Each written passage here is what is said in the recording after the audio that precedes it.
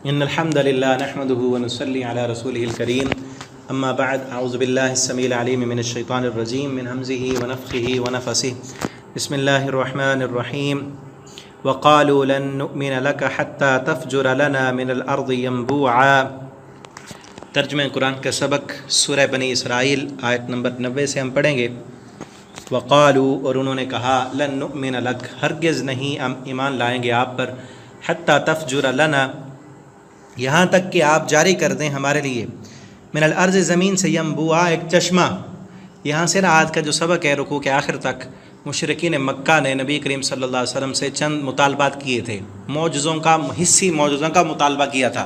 حالانکہ قرآن سب سے بڑا معجزہ ہے، وہ کہتے ہیں یہ قرآن، یہ الفاظ ہیں، یہ نظر تو نہیں آتے، حسی معجزہ جو آنکھوں سے ہم دیکھ سکیں، ایسا معجزہ، وہ ان معجزات کا یہاں پر تذکرہ ہے، اور اللہ نے اس کا جو جواب دیا وہ بھی یہاں پہ ذکر ہے۔ انہوں نے کہا کہ آپ نا ایک چشمہ جاری کریں ہمارے لیے، یہ زمین جو ہے یہ پتھریلی زمین ہے، یہاں پر کوئی کاشتکاری نہیں ہوتی، اللہ سے دعا کریں یہاں سے چشمہ نکل آئے اور اس سے ہم جو ہے اپنی کاشتکاری کریں گے، فائدہ ہوگا ہمیں، تب ہم مان لیں گے کہ آپ اللہ کے رسول ہیں۔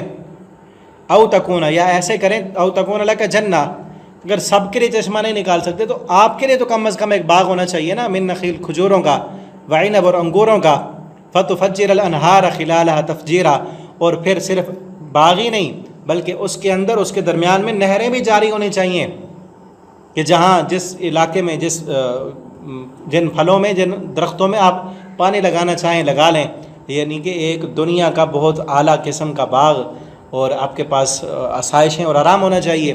آپ کے پاس تو کھانے کے لیے کچھ نہیں اور آپ کہتے ہیں میں اللہ کا رسول ہوں، تو اس طرح کے مطالبات آگے بھی اور ہیں۔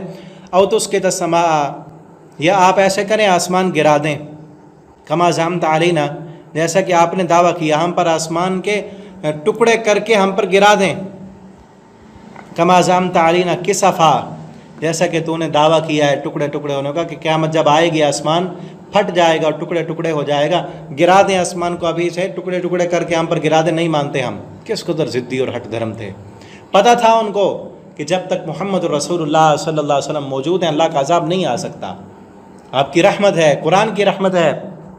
او تأتی باللہ، یا ایسے کریں اللہ کو لائیں۔ یہ کیا مطلب کہ آپ اللہ کی جنت اور جہنم پر ہمارا ایمان لانا چاہتے ہیں؟ اللہ خود آئے، معاذ اللہ، کتنے بڑے ہٹ دھرم کہ اللہ خود آئے اور آ کر بتائے یہ میرا قاصد ہے، اس کی بات تم مانو۔ والملائکۃ قبیلہ، یا فرشتوں کو سامنے لائیں، ہمارے اللہ بھی اور فرشتے بھی ہمارے سامنے آئیں، آ کر کہیں کہ یہ ہمارا رسول ہے، پھر ہم مانیں گے۔ او یکون لک بیت، یا آپ کے لیے گھر ہو، من زخرف، سونے کا، او ترقی فی السماء، یا آپ آسمان پر سیڑھی لگا کے اوپر چڑھ جائیں۔ کس طرح کے مطالبات ہیں، کتنے ضدی اور ہٹ دھرم لوگ تھے۔ ولن نؤمن لرقیک، آسمان پر سیڑھی چڑھا کر چڑھیں پھر بھی نہیں مانیں گے، حتی تنزل علینا، یہاں تک کہ آپ پھر اتریں ہم پر، کتاباً، اتاریں آپ، کتاباً نقرأ، ایسی کتاب جس کو ہم پڑھیں، جس کو ہم ہاتھوں سے چھوئیں۔ یہ کہ آج ایک آیت آئی، پرسوں ایک سورت آئی، کبھی کتنی آیتیں آگے، پوری کتاب جتنی چیزیں ساری ایک ہی دفعہ آ جائیں، ہم اسے پڑھیں گے پھر مانیں گے۔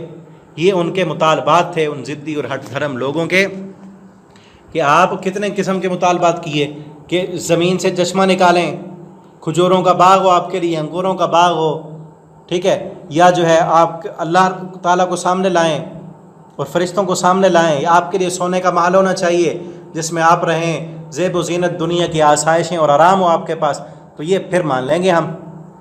اللہ رب العالمین نے ان سب کے جواب میں ایک ہی لفظ کا، قل، میرے نبی آپ کہیں ان سے، سبحان ربی، میرا رب پاک ہے، میرا رب پاک ہے، حل کنت الا بشر رسولہ، نہیں ہوں میں مگر بشر اور رسول، میں تو بشر اور انسان ہوں۔ اس جواب پر اگر غور کریں تو ساری باتیں سمجھ آ جائیں گی۔ نبی کریم صلی اللہ علیہ وسلم سے اللہ تعالیٰ نے کیا کہا؟ ان سے کہو کہ میں بشر اور رسول ہوں، تم جس طرح کے مجھ سے مطالبے کر رہے ہو نا، کہ تم کہتے ہو تیرے لیے باغ ہونا چاہیے، یہ باغ بنا دینا میرے بس میں نہیں ہے۔ تم کہتے ہو کہ میں زمین سے چشمہ نکال لوں، یہ چشمہ نکالنا میرے بس میں نہیں، کیونکہ میں بشر ہوں، یہ اختیارات مجھے اللہ نے نہیں دیے، کیوں؟ کیونکہ میں بشر ہوں۔ تم کہتے ہو کہ آپ کے لیے فرشتے آسمان سے اتر آئیں، فرشتوں کا اتارنا اللہ کے اختیار میں، میرے اختیار میں نہیں، کیونکہ میں بشر ہوں۔ میں نے تمہیں یہ تو نہیں کہا کہ اللہ خدائی اختیارات میرے پاس ہیں، تم جو مجھ سے مطالبہ کرتے ہو کہ فرشتے اتارو، تم جو مجھ سے مطالبہ کرتے ہو سونے کا گھر بنا دو، یہ اختیارات تو اللہ کے پاس ہیں، میرے پاس نہیں۔ میں نے خدائی کا کب دعویٰ کیا ہے؟ اللہ رسولہ، میں رسول ہوں، میں نے رسول ہونے کا دعویٰ کیا ہے، میں تو رسول ہوں اور بشر ہوں، میرے پاس یہ سارے اختیارات نہیں ہیں۔ کتنے بڑے عقیدے کی بات ہے۔ اور آج قرآن پڑھنے والے، کلمہ پڑھنے والے لا علمی اور جہالت میں کہتے ہیں کہ نبی کریم صلی اللہ علیہ وسلم کے پاس سارے اختیارات تھے، جبکہ اللہ تعالیٰ فرما رہے ہیں میرے نبی ان سے کہو میں بشر ہوں، میں نے کب مطالبہ کیا ہے کہ میں خدا ہوں؟ میں نے کب مطالبہ کیا کہ یہ اختیارات میرے پاس ہیں؟ میں تو بشر ہی ہوں۔ اور ہاں سبحان ربی، میرا رب پاک ہے، وہ یہ ساری چیزیں کر سکتا ہے۔ یہ کمزوری مجھ میں ہے کہ میں سونے کا گھر نہیں بنا سکتا، یہ کمزوری مجھ میں ہے کہ میں باغ نہیں جاری کر سکتا، نہریں جاری، چشمہ نہیں نکال سکتا، یہ مجھ میں کمزوری۔ سبحان، میرا رب پاک ہے، وہ چاہے تو آن بھر میں کن فیکون کہہ کے اس نے ساری کائنات بنا دی۔ یہ مطالبے کیا ہیں؟ لیکن اس کی حکمت کا تقاضا ہے کہ اس نے اس طرح کے مطالبے تمہارے نہیں ماننے۔ اگر ماننا ہے، معجزہ دیکھنا ہے، قرآن سے بڑا معجزہ اور کوئی نہیں ہے، قرآن سب سے بڑا معجزہ ہے۔ اگر اس طرح کے مطالبے تم کرنے لگے پھر کس کس کا مطالبہ پورا کیا جائے گا؟ ٹھیک ہے نا، سمجھنے کی بات ہے نا۔ آج ان کا مطالبہ کریں، کل کو جو آئیں گے وہ کہیں گے ہم نہیں مانتے، ہمارے لیے کوئی اور ہونا چاہیے۔ ہر انسان کا اپنا سوچ ہے، اپنا مزاج ہے، تو پھر تو نبی اپنا دعوت و تبلیغ کا کام تو نہ کرے نا، باقی چیزیں نہ سکھائے، یہی معجزے دکھاتے رہیں تم کو۔ اللہ کی حکمت اسی میں ہے۔ اور پھر یہ بھی حکمت ہے کہ دکھا کر نہیں منوانا، وہ چیزیں غیب میں رکھی ہیں۔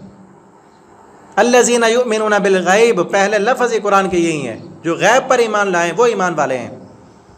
اور معجزہ اس کائنات، کھلی کائنات، یہ سورج، چاند، ستارے، یہ نباتات الارض، ان فی خلق السماوات والارض واختلاف اللیل والنہار لآیات لأولی الالباب، عقل مندوں کے لیے اسی اللہ کی کائنات میں کھلی ہوئی نشانیاں موجود ہیں۔ اور سابقہ قوموں کے حالات تمہارے سامنے موجود ہیں، یہ بھی بہت بڑی نشانیاں ہیں۔ ان کو دیکھ کر جس نے نہیں ماننا، اس نے اپنے منہ مانگے مطالبے آنے کے بعد بھی نہیں ماننا۔ ان سے کہہ دو سبحان ربی هل كنت الا بشر رسولا۔ اللہ نے ایک ہی لفظ میں جواب دے دیا ان کو۔ رکوع بھی کمپلیٹ ہوا، انشاءاللہ آگے ہم اگلے سبق میں پڑھیں گے۔ اللہ تعالی ہمیں قرآن پڑھنے کی، سمجھنے کی، اس کے مطابق اپنا عقیدہ، منہج بنانے کی اور زندگی گزارنے کی توفیق عطا فرمائے۔ والسلام علیکم ورحمۃ اللہ وبرکاتہ۔